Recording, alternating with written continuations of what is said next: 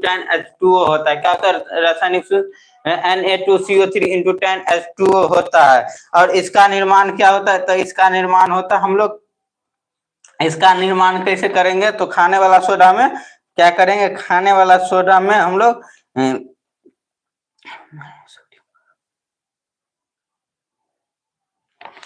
खाने वाला सोडा में हम लोग क्या करें, खाने वाला सोडा को गर्म करेंगे तो इस धोने वाला सोडा का निर्माण होगा। क्या होगा, धोने वाला सोडा का निर्माण कैसे होगा, तो खाने वाला सोडा का गर्म करने पे होगा।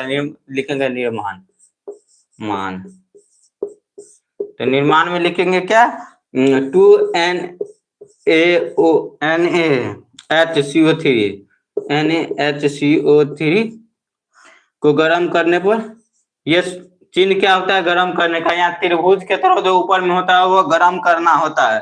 तो Na2CO3 प्लस Na2CO3 और प्लस CO2 और प्लस H2O बनता है, H2O बनता है।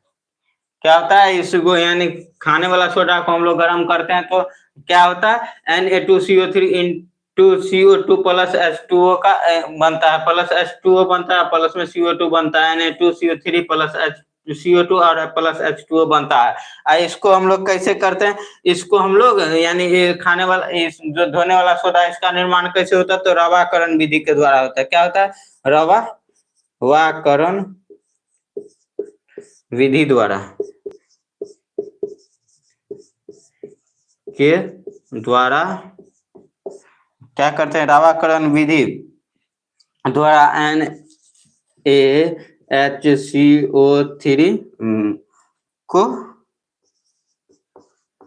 Na2 क्या होता है, Na2CO3 इंटू 10H2O में बदला जाता है। क्या किया जाता है, में बदला जाता है, बदला जाता है। यानी इसका निर्माण कैसे होता है, तो रवाकरण विधि के द्वारा होता है। क्या होता है, रवाकरण विधि के द्वारा इसका निर्माण होता है। और इसका निर्माण कैसे होता है, तो रवाकरण विधि के द्वारा होता है। धोने वाला सोडा का निर्माण रवाकरण विधि के द्वारा। और धोने वाला सोडा का सूत्र क्या होता है, तो धोने वाला सोडा का सूत्र होता है Na2CO3 इंटू 10H2O होता है। और इसका क्या होता है, इसका सूत्र क्या, इसका यानी नाम जो है सोडियम कार्बोनेट डेकाहाइड्रेट होता है। इसका नाम क्या होता है, सोडियम कार्बोनेट डेकाहाइड्रेट होता है। इसका उपयोग भी चलिए लिख लेते हैं, उपयोग आप लोग लिखिएगा, धोने वाला सोडा का उपयोग। तो धोने वाला सोडा का उपयोग क्या होगा, कपड़ा धोने में, यानी ये धोने वाला सोडा है तो इसका उपयोग कपड़ा धोने में होगा ही होगा। यानी पहला लिखेंगे कपड़ा धोने में, कपड़ा धोने में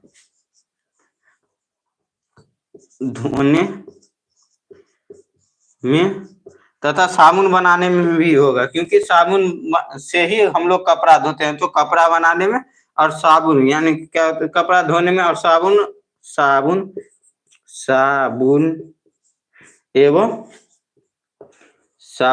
एवं या और क्या करेंगे, अपमर्जक बनाने में, अपमर्जक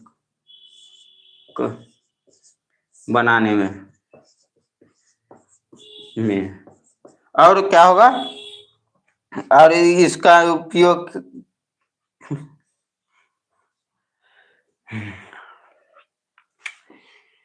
ये आप लोग को समझ में आया। इसका निर्माण यानी हम लोग क्या करते हैं, इसको हम लोग कपड़ा धोने में ही उपयोग करते हैं और साबुन बनाने में भी इसका उपयोग करते हैं। किसका, तो धोने वाला सोडा का, क्योंकि धोने वाला यानी इसमें नाम में ही धोना लिखा है।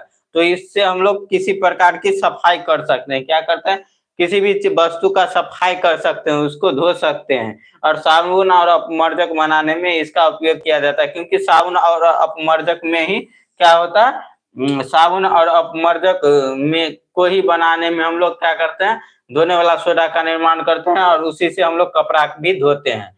तो ये समझ में आया होगा। और इसका निर्माण कैसे होता है, तो रवाकरण विधि के द्वारा इसका निर्माण होता है। धोने वाला सोडा का निर्माण कैसे होता है, रवाकरण विधि द्वारा होता है। जब हम खाने वाला सोडा को हम लोग गर्म करते हैं तो ये निर्माण होता है। क्या होता है, धोने वाला सोडा का निर्माण होता है। चलिए इसका भी आप लोग जल्द से